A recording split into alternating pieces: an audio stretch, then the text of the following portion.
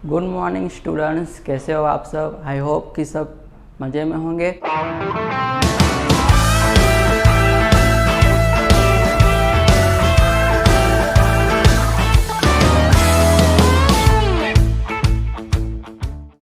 आज के वीडियो में हम बात करने वाले हैं उच्च स्तर, मध्य स्तर और निम्न स्तर के बीच अंतर क्या है, यानी कि what is the difference between top level management, middle level management and bottom level management. इसके आगे हमने वीडियोस में देख लिया है कि उच्च स्तर, मध्य स्तर और निम्न स्तर, इनका कार्य कौन कौन से थे और इनमें कौन कौन से अधिकारियों का समावेश हो रहा है और इनको कौन से दूसरे नाम से भी जाना जाता है। आज हम पूरा तीनों का डिफरेंट देखेंगे ताकि आपको वो पढ़ने की ज़रूर ना पड़े। काफ़ी सिंपल है। पहले तो आप जब डिफरेंट कर रहे हो, यानी कि अंतर जब आप पढ़ रहे हो, तो आपको पहले तीनों के पॉइंट्स याद रहने चाहिए, यानी कि मुद्दे जो यहाँ पे मैंने लिखे हुए हैं। आप जब मुद्दे लिखोगे, यानी कि आप जब मुद्दे प्रिपेयर करोगे, तो आपको ऑटोमेटिकली आइडिया आ जाएगा कि तीनों के बीच अंतर क्या है। तो आइए देखते हैं कि पहला आपको पॉइंट्स क्या दिया हुआ है, संचालन और प्रबंध। संचालन और प्रबंध जो है वो दोनों की मात्रा उच्च स्तर, मध्य स्तर और निम्न स्तर में कितनी है।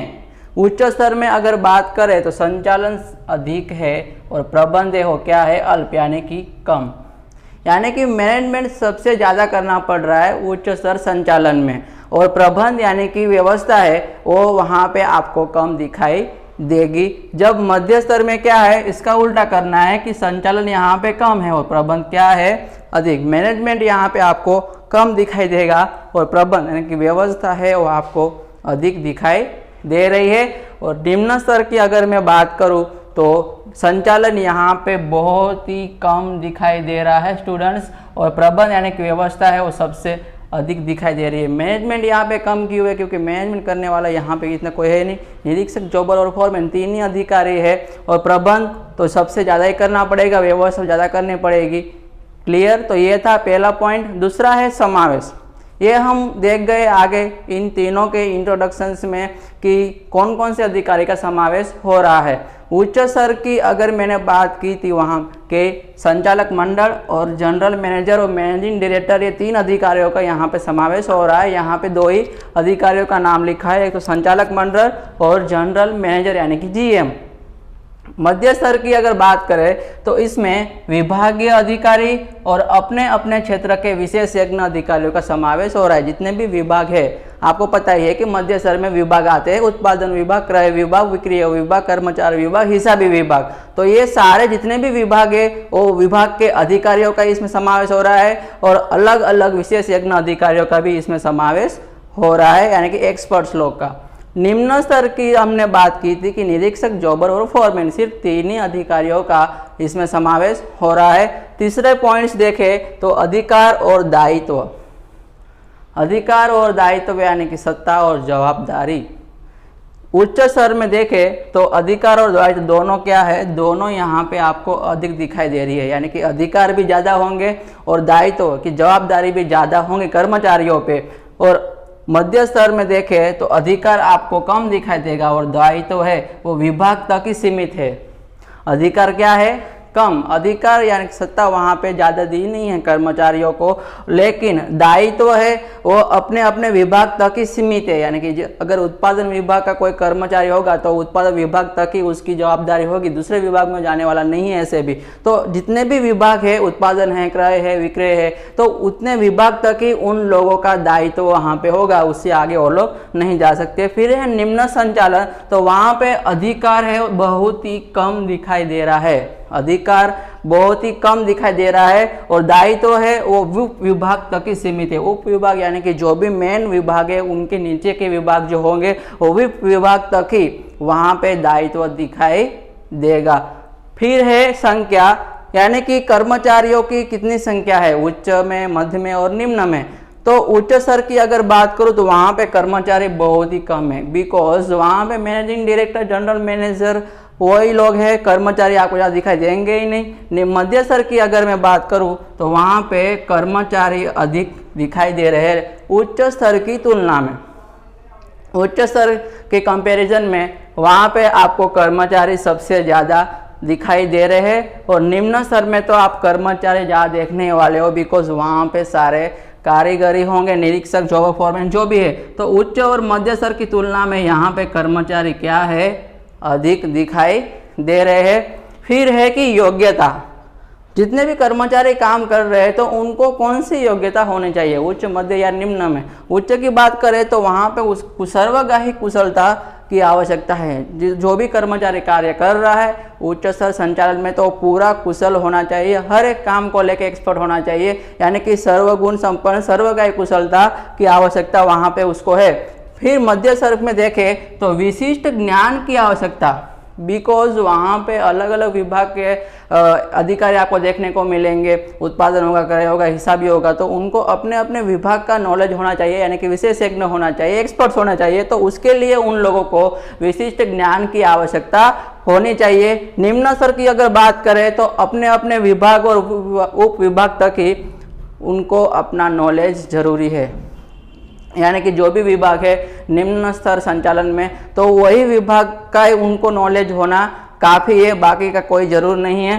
क्लियर। तो अपने विभाग और उप विभाग तक उनको ज्ञान की आवश्यकता है। फिर है लक्ष्य और नीति नियम। लक्ष्य कौन कौन से होने चाहिए, पहले तो यहाँ पे लक्ष्य और नीति नियम जो भी बना रहे हैं तो बना रहा कौन है और उसका अमल कौन कर रहा है, यही हमें बात करनी है। उच्च स्तर संचालन का काम क्या है कि कंपनी के जो भी मूलभूत लक्ष्य है, मूलभूत लक्ष्य और नीतियों का निर्माण करना, जो भी मेन लक्ष्य है क्लियर कंपनी का वो, और जो भी नीति नियम रूल्स बनाने हैं तो उसका निर्माण करने का काम किसका है, उच्च स्तर संचालन का है। मध्य स्तर में उच्च स्तर द्वारा निर्मित नीति लक्ष्य का अमल करने का है। इसका मतलब क्या हुआ कि उच्च स्तर ने जो भी नीति नियम बनाए हैं तो उसको अमल में करने का कार्य किसका है, मध्य स्तर संचालन का है। निम्न स्तर की अगर बात करें तो निम्न स्तर है ये उच्च स्तर द्वारा निर्मित नीति और निर्णय क्या करेगा, अमल। उच्च स्तर द्वारा निर्मित नीति निर्णय का अमल करने का काम किसका है, निम्न स्तर संचालन का है। निम्न स्तर संचालन की जब हमने बात की थी इंट्रोडक्शन में तो लास्ट पॉइंट हमने देखा था कि उच्च स्तर ने जो भी नीति नियम बनाए हैं तो उसको अमल में करने का कार्य किसका है, निम्न स्तर संचालन का है। अभी आगे हम देखेंगे और 2 पॉइंट्स हमारे जो बाकी रह गए इसमें, तो चलो देखते हैं। तो अभी हम देखने वाले हैं बाकी के जो 2 पॉइंट्स हमारे बाकी रह गए थे। उत्तरदायित्व 7वां पॉइंट से आपका कौन सा है, उत्तरदायित्व। उच्च स्तर में बात करें तो उत्तरदायित्व कौन कौन से अधिकारियों के होंगे, यानी कि कौन से लोगों पे उत्तरदायित्व होगा, जवाबदारी। तो अंशधारक यानी कि जो शेयर धारक है, जिनके पास शेयर है, क्लियर। फिर है लेनदार, फिर सरकार के विविध विभागों के कानून व्यवस्थाओं आदि के प्रति उच्च स्तर है उत्तरदायित्व होगा, यानी कि इन जितने भी लोग हैं, अंशधारक है, लेनदार है, फिर सरकार के जो अलग अलग विभाग है वो अलग अलग विभाग के कानून व्यवस्था के प्रति उच्च स्तर का उत्तरदायित्व होगा। मध्य स्तर का उत्तरदायित्व कहाँ पे देखने को मिल रहा है, तो उच्च स्तर के प्रति मध्य स्तर का क्या है, उत्तरदायित्व है, यानी कि उच्च स्तर के जो भी कार्य होंगे वो कार्यों का उत्तरदायित्व किस पे होगा, मध्य स्तर पे होगा। फिर है निम्न स्तर, तो निम्न स्तर का उत्तरदायित्व मध्य स्तर के प्रति होगा, क्लियर। उल्टा ले लेना है, मध्य स्तर जो है तो उच्च स्तर पे डिपेंड है और निम्न स्तर जो है वो मध्य स्तर पे डिपेंड है, यानी कि मध्य स्तर के प्रति निम्न स्तर का यहाँ पे उत्तरदायित्व आपको देखने को मिल रहा है। लास्ट पॉइंट है हमारा निर्णय, डिसीजन। यहाँ पे कौन कौन से लेने हैं, यानी कि कितने जोखिम भरे हैं, कितने नहीं हैं, कितनी मात्रा में निर्णय जोखिम भरे हैं, प्रॉब्लम हो सकती है, उसके बारे में देखना है कि निर्णय यहाँ पे उच्च स्तर में अधिक जोखिम देखने को मिल रहे हैं। सिंपल सी बात है, अगर उच्च स्तर है यानी कि ज़्यादा अगर वहाँ पे आपको मैनेजमेंट करने को देखने को मिल रहा है तो आप निर्णय भी ज़्यादा ही लोगे और जितने ज़्यादा निर्णय डिसीजन होंगे उतने ज़्यादा जोखिम भरे भी हो सकते हैं। तो निर्णय यहाँ पे आपको अधिक जोखिम देखने को मिल रहे हैं और प्रमाण है वो अधिक दूरगामी है, यानी कि ज़्यादा लंबे समय तक आप निर्णय ले रहे हो, क्लियर। फिर है मध्य स्तर, तो मध्य स्तर में निर्णय का प्रमाण यहाँ पे इतना नहीं देखने को मिल रहा उच्च स्तर की तुलना में, यानी कि अल्प जोखिम यानी कम जोखिम वाले निर्णय डिसीजन हो सकते हैं मध्य स्तर में, और अल्प दूरगामी हो सकते हैं, यानी कि ज़्यादा समय तक के भी डिसीजन यानी कि निर्णय नहीं हो सकते। निम्न स्तर में निर्णय है वो बहुत ही कम जोखिम वाले हो सकते हैं, क्योंकि वहाँ पे इतना ज़्यादा काम देखने को आपको नहीं मिल सकता। क्लियर, जितना वहाँ पे काम है उतना ही डिसीजन कम समय तक होगा। यहाँ कहा हुआ है कि बहुत ही कम दूरगामी आपको निर्णय देखने को मिल रहे हैं, यानी कि निर्णय जो है वो ज़्यादा समय तक आपको देखने को नहीं मिलेंगे निम्न स्तर संचालन में। तो ये थे हमारे पूरे 8 पॉइंट्स। सिंपली ये आपको 3 मार्क्स में आ सकता है, मोस्ट IMP क्वेश्चन है। आपको सिर्फ पॉइंट्स याद रखने हुए, उस हिसाब से आप सारा जितना भी अंतर है वो आराम से लिख पाओगे। मैंने यहाँ पे जितना हो सके उतना पूरी सिंपल लैंग्वेज में आपको एक्सप्लेन किया हुआ है। आई होप कि आपको पसंद आएगा। फिर से देख लेते हैं। उत्तरदायित्व तो है वो अंशधारक, लेनदार और सरकार के अलग अलग विभाग के प्रति उच्च स्तर का उत्तरदायित्व आपको देखने को मिल रहा है। मध्य स्तर जो है तो उच्च स्तर के प्रति उत्तरदायित्व होगा, और निम्न स्तर है और मध्य स्तर के प्रति उत्तरदायित्व होगा। उसके बाद लास्ट है कि निर्णय, तो उच्च स्तर में सबसे ज़्यादा जोखिम वाले निर्णय देखने को मिल रहे हैं और ज़्यादा समय तक के निर्णय आपको देखने को मिलेंगे। मध्य स्तर में निर्णय है वो बहुत ही कम जोखिम वाले होंगे और ज़्यादा समय तक के निर्णय नहीं हैं, और निम्न स्तर है तो वहाँ पे निर्णय बहुत ही कम जोखिम वाले हैं और ज़्यादा समय तक वहाँ पे भी आपको देखने को नहीं मिल रहे निर्णय। तो ये थे हमारे 8 पॉइंट्स। आई होप कि आपको पसंद आया होगा। आप ऐसे ही हमारे वीडियोस को सपोर्ट करते रहिए, और अगर आपको वीडियो पसंद आ रहे हैं तो प्लीज़ लाइक कीजिए, शेयर कीजिए और हमारे चैनल को सब्सक्राइब करना मत भूलिए। मिलते हैं हम नेक्स्ट वीडियो में। डिस्क्रिप्शन में हम RK यूनिटी एकेडमी के चैनल के थ्रू आपको अकाउंट और स्टेट के वीडियो पहुंचाते रहेंगे। आप प्लीज़ डिस्क्रिप्शन में जाइए और उस चैनल को सब्सक्राइब कर दीजिए। तो तब तक के लिए टेक केयर।